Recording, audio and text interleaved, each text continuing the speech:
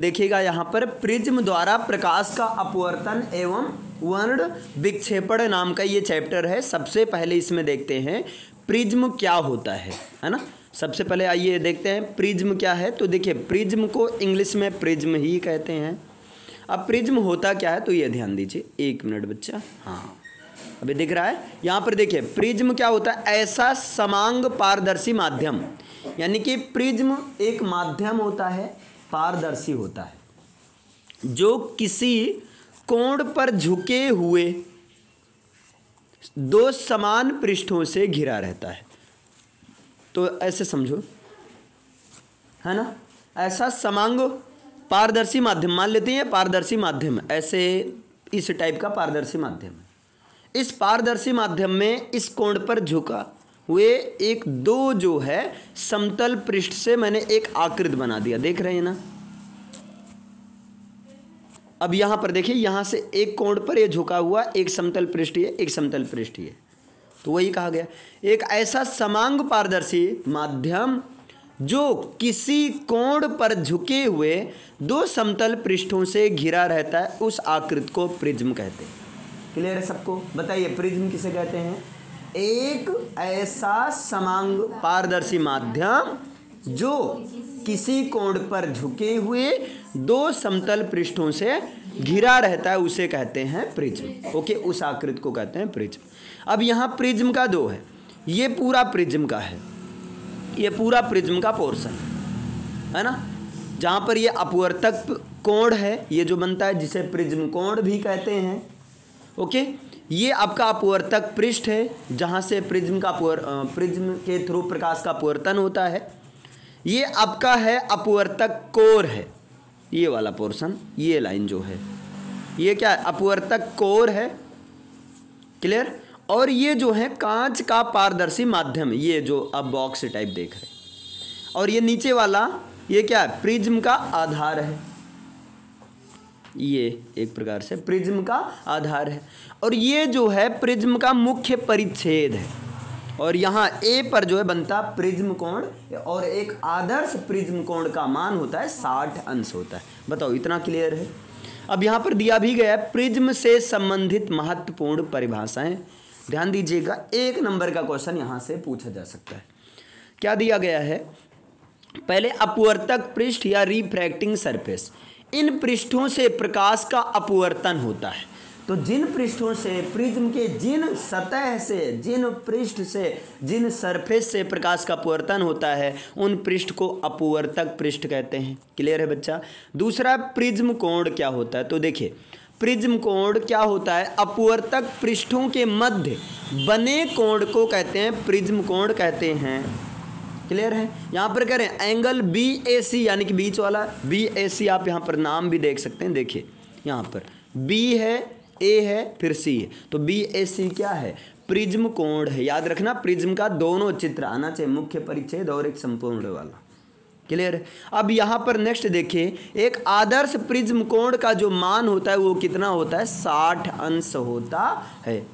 अब अपवर्तक कोर क्या होता है, यानी कि रिफ्रैक्टिंग एज क्या होता है? दोनों अपवर्तक पृष्ठों के मिलाने से बनी कोर, यानी कि दोनों अपवर्तक पृष्ठों से मिलाने के बाद जो संरचना बनती है, मिलाने वाली रेखा को कहते हैं अपवर्तक कोर कहते हैं। आप देख सकते हैं, ये देखिए अपवर्तक कोर एक्चुअली ये वाली लाइन है, ये वाली। क्लियर है? फिर आगे यहाँ पर नेक्स्ट देखिएगा, आपका प्रिज्म का आधार क्या होता है? तो देखिएगा बेस ऑफ प्रिज्म, अपवर्तन कोर के सामने वाले पृष्ठ को प्रिज्म का आधार कहते हैं। अपवर्तन यहाँ पर कोण होना चाहिए, कोर नहीं, अपवर्तन कोण के सामने वाले भाग को। तो देखिए अपवर्तन कोण अगर ये है तो इसके सामने वाला भाग क्या है, ये है, तो प्रिज्म का आधार यही तो है। और एक प्रकार से दो समतल पृष्ठ है ना, या दो समतल पृष्ठ ये भी। अच्छा चलो ठीक है, आगे चलते हैं, यहाँ नेक्स्ट चलते हैं। अगला जो है मुख्य परिच्छेद, यानी कि प्रिंसिपल सेक्शन क्या होता है? अपवर्तक पृष्ठों के है ना अभिलंब किसी लंबों द्वारा काटे गए परिच्छेद को प्रिज्म का मुख्य परिच्छेद कहते हैं। अब त्रिभुज ABC वाला जो है ये मुख्य परिच्छेद है। क्लियर है? यहाँ तक समझ में आया? सबको क्लियर है ना। अब आगे चलते हैं, यहाँ पर नेक्स्ट है प्रिज्म द्वारा प्रकाश का परावर्तन कैसे होता है। तो देखिए प्रिज्म द्वारा प्रकाश का अपवर्तन होता है refraction of light through prism. सबसे पहले प्रकाश जाता है, क्लियर है, और प्रकाश जाने के बाद जब प्रिज्म के अपवर्तक पृष्ठ से टकराता है तो उस दौरान ये क्या होता है, समांतर हो जाती है। ये अपने मार्ग में ना जाकर ये क्या होती है, अपने मार्ग में ना जाकर ये समांतर हो जाती है। फिर अगेन जब ये जाती है तो फिर से ये एक अपवर्तक पृष्ठ से और टकराती है, और यहाँ पर टकराने के बाद अगेन ये अपने रास्ते में ना जाकर ये अभिलंब की ओर झुक जाती है। मतलब समझे, प्रिज्म की ओर झुक जाती है। इस प्रकार आपतित किरण झुकती हुई, ये समझने के लिए बता रहे हैं, आपतित किरण झुकती हुई जाती है, मतलब थोड़ा सा, और ये जब फाइनली निर्गत निकलती है, यानी कि निर्गत किरण भी झुकती हुई निकलती है, तो अपवर्तक किरण को परावर्तक किरण इसे बोलेंगे, नहीं क्या बोलेंगे, आपतित किरण बोलेंगे, सॉरी बच्चा, क्योंकि गिर रही है ना। तो आपतित किरण और अपवर्तित यानी कि निर्गत किरण को पीछे बढ़ाने पर ये दोनों जिस बिंदु पर आपस में कट करती हैं उस बिंदु पर बने कोण को क्या कहते हैं, बने कोण को कहते हैं न्यूनतम कोण कहते हैं। क्या कहते हैं, न्यूनतम कोण कहते हैं। इसको डेल्टा से प्रदर्शित किया जाता है। और जब आपतित किरण का मान है ना, यहाँ से बनता है, ये आपतन कोण है, यहाँ पर जो बन रहा है भाई, अभिलंब और आपतित किरण के बीच बने कोण को क्या कहते हैं, आपतन कोण। तो आपतन कोण यही बीच में बनेगा। तो आपतन कोण का मान बढ़ाते जाएंगे, मतलब थोड़ा सा और झुकाएंगे, है ना। तो आपतन कोण का मान बढ़ाते जाएंगे तो निर्गत किरण भी क्या होगी, झुकती जाएगी। तो इस सिचुएशन में है ना, बनने वाला जो विचलन कोण होगा, न्यूनतम कोण नहीं विचलन कोण कहते हैं, देखो कुछ भी बता दिया, या विचलन कोण कहते हैं। इस सिचुएशन में विचलन कोण सबसे कम हो जाएगा, और उस कोण के लिए जहां विचलन कोण सबसे कम हो जाता है तो उसको डेल्टा ना कहकर डेल्टा एम बोलेंगे, यानी कि न्यूनतम विचलन कोण बोलते हैं। समझ में आया। यहाँ पर आप पूरा देख सकते हैं, रुकिए बहुत गंदा कर दिया, मैं मिटा देता हूँ। इरेजर कहाँ है, ये इरेजर हुआ, ये साफ हो गया। ओके बच्चा, अब यहाँ पर देखिएगा, यहाँ पर अब दिख रहा है ना, हाँ, यहाँ पर आपतित किरण पी क्यू आपतित किरण है, ये समझे, पी क्यू आपतित किरण है, क्यू आर अपवर्तित किरण है। ये जो फाइनली ये क्यू आर अपवर्तित किरण है पहली कंडीशन में, क्लियर है। फिर दूसरी कंडीशन में क्यू आर आपतित किरण का काम कर रहा है, दूसरे दो परावर्तन हो रहा है ना। और फिर फाइनली दूसरी कंडीशन में जो है निर्गत किरण आर एस काम कर रहा है, देखिए, ओके। और एंगल ए जो है प्रिज्म कोण है, 60 अंश है इसका। एंगल ए क्या है, प्रिज्म कोण है। ये अगर एंगल आई आपतन कोण है, यहाँ पर जो कोण बन रहा है ये आपतन कोण है। एंगल आर क्या है, अपवर्तन कोण है। आगे देखिए यहाँ पर ये आप अब देखिए अपवर्तन कोण यहाँ पर आर है, ये पहली कंडीशन में आर है। और फाइनली जो ये कोण जो बनता है इसको अपवर्तन कोण ना बोलकर इसको निर्गत कोण बोलते हैं, क्लियर। निर्गत कोण को एंगल ई से दिखाया गया है, और आपतित किरण और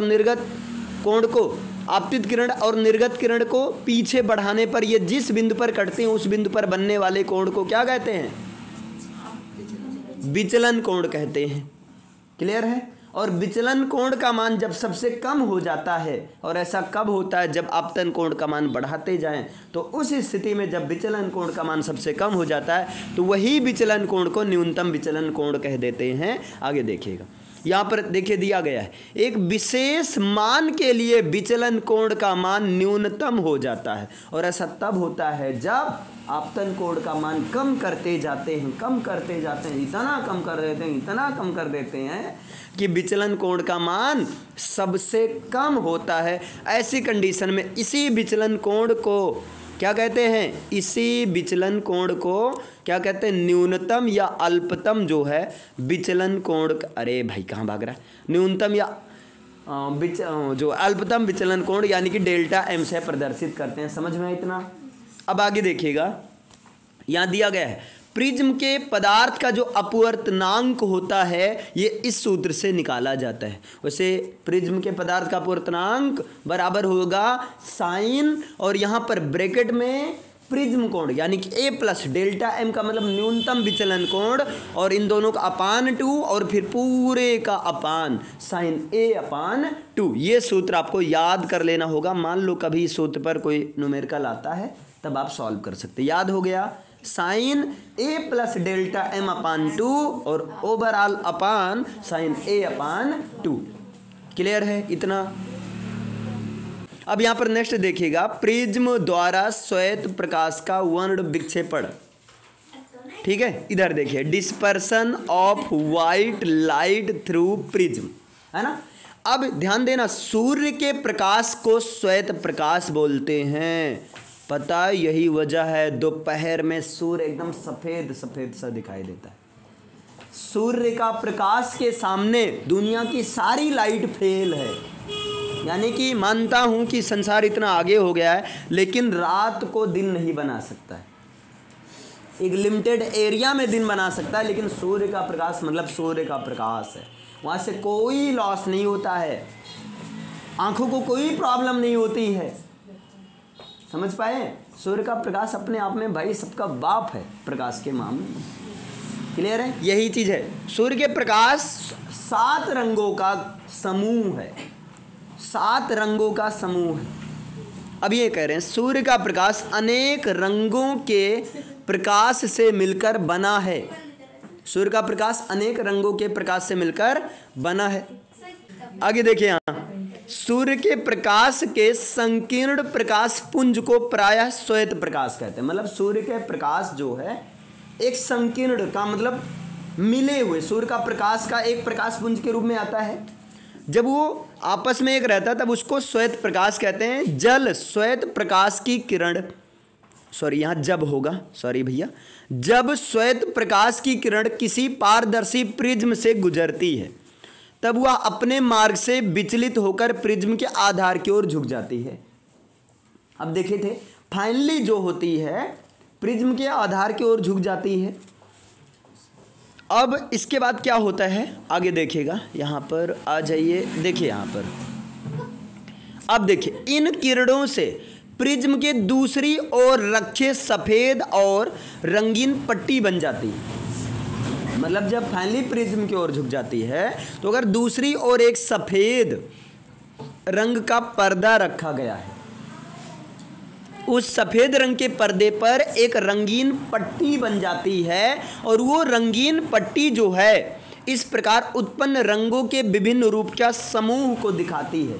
वो रंगीन पट्टी में वर्ण क्रम या स्पेक्ट्रम, उस रंगीन पट्टी को जहाँ पर सूर्य के प्रकाश में जितने भी कलर हैं वो क्रम वाइज, है ना, दिखते हैं इस तरीके से। और उस पट्टी को यानी कि सूर्य के प्रकाश में उपस्थित 7 रंगों के समूह को, जिसे प्रिज्म के द्वारा, है ना, प्रिज्म के द्वारा एक सफ़ेद पर्दे पर प्राप्त किया जाता है, उस पट्टी को, उस 7 रंगों के समूह को ही स्पेक्ट्रम या वर्ण क्रम कहते हैं। याद रखना, स्पेक्ट्रम या वर्ण क्रम किसे कहते हैं? सूर्य के प्रकाश में श्वेत प्रकार में उपस्थित 7 रंगों के समूह को स्पेक्ट्रम कहते हैं। अब ये करें अनेक अवयवी रंगों में विभक्त होने की घटना को। अब सूर्य के प्रकाश में 7 रंग हैं, जब ये 7 रंग इस प्रकार से 7 रंग में अलग अलग विभक्त हो जाते हैं तब इस घटना को प्रकाश का वर्ण विक्षेपण कहते हैं। बिकॉज ऑफ दिस, यही वजह है कि सूर्य के प्रकाश में जो नीला, बैगनी, जामुनी, नीला, इन 3 रंग का क्या देखिए विक्षेपण, विचलन ज़्यादा हो रहा है प्रिज्म के द्वारा। तो सूर्य का प्रकाश नीला होने का जो मेन रीजन है वो क्या है? प्रकाश का वर्ण विक्षेपण है। सूर्य का प्रकाश नहीं, सॉरी, आकाश का रंग नीला होने का जो मेन रीजन है वो क्या है? वर्ण विक्षेपण है। क्लियर है, समझ में आया? अब यहाँ पर देखिएगा, ये देखिए श्वेत प्रकाश जा रहा है प्रिज्म पर, बाकायदा चित्र के साथ दिखाया गया है ना। आप देखिए ध्यान से, श्वेत प्रकाश किरण प्रिज्म पर आपतित हुई, आपतित होने के बाद ये समांतर हुई। क्लियर? फिर ये क्या होती है? इस तरह से फिर ये आधार की ओर झुकती है। यहाँ सफ़ेद रंग का पर्दा अगर रख दिया गया तो कुछ इस तरीके से आपको 7 रंग दिखाई देंगे। सबसे नीचे रहेगा आपका बैगनी यानी कि वायलेट, दोनों में याद रखना, बैगनी यानी कि वायलेट। इसके ऊपर रहेगा जामुनी यानी कि इंडिगो, इसके ऊपर रहेगा नीला यानी कि ब्लू, और इसके ऊपर रहेगा हरा यानी कि ग्रीन, और इसके ऊपर रहेगा पीला यानी कि येलो, और इसके ऊपर रहेगा जामुनी यानी कि पर्पल। क्लियर है?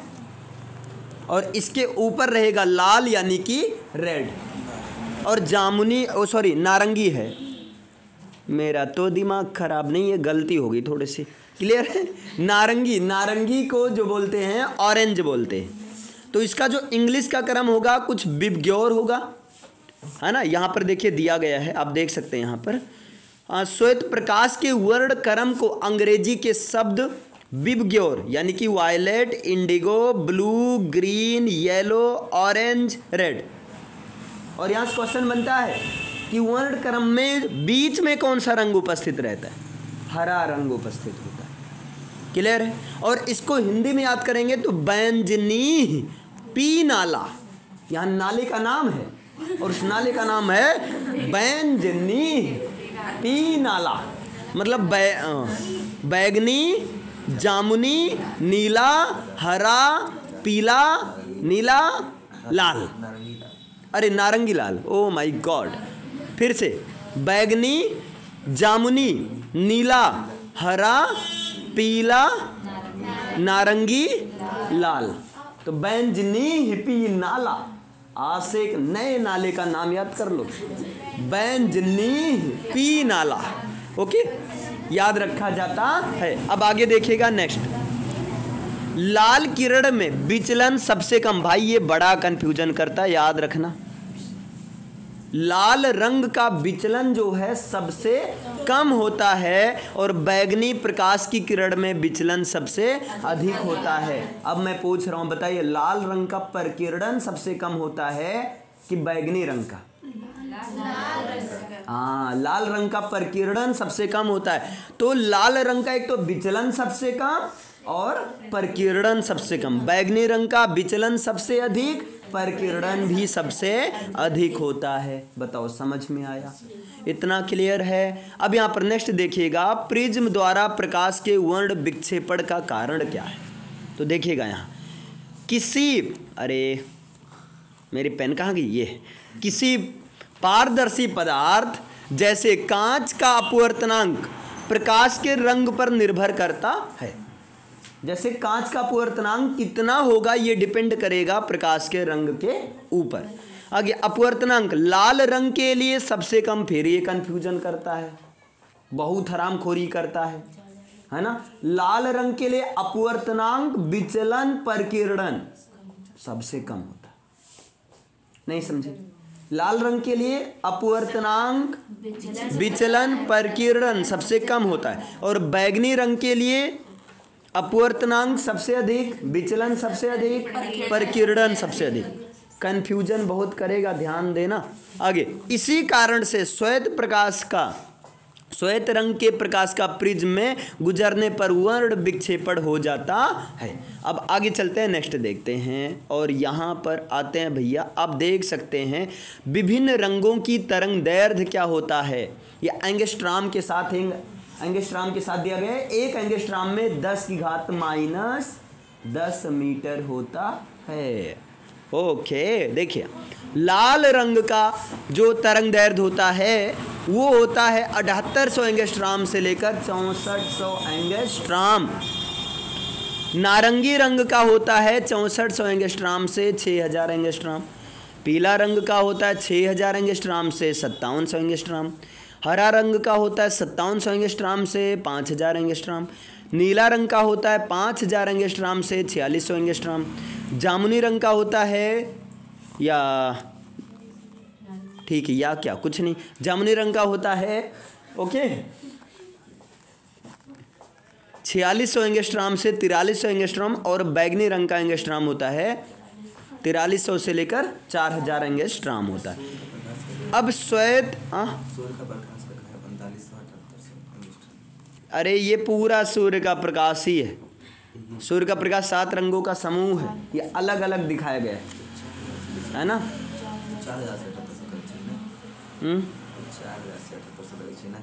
नहीं नहीं, ये ऐसा इसलिए किया गया है, अरे भैया सुनो, एंगस्ट्राम का मतलब एक एंगस्ट्राम बराबर 10⁻⁻10। जितने ज़्यादा उतने कम, जितने कम उतने ज़्यादा, माइनस में जब रहता है, आप समझे।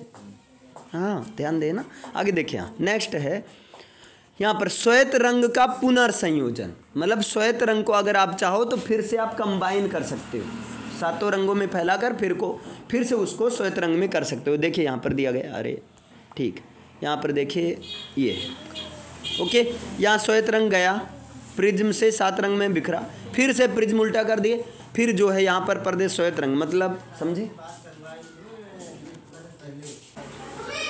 अच्छा देखिए, आप श्वेत रंग का पुनर्संयोजन आप इस चित्र से समझ सकते हैं बढ़िया अच्छे से। ओके देखिए, श्वेत प्रकाश के अवयवी रंगों को मिलाने से श्वेत प्रकाश का निर्माण होता है। अगर इन 7 रंगों को मिला देंगे तब श्वेत प्रकाश का निर्माण होगा। आगे देखते हैं नेक्स्ट, प्रकाश का परिकिरण यहाँ दिया गया। जब प्रकाश जो है किसी ऐसे माध्यम से गुजरता है जिसमें धूल, वायु आदि अति सूक्ष्म कण उपस्थित हों, तो उन कणों द्वारा प्रकाश का कुछ भाग अनेक दिशाओं में फैल जाता है और इस घटना को प्रकाश का परिकिरण कहते हैं। ओके।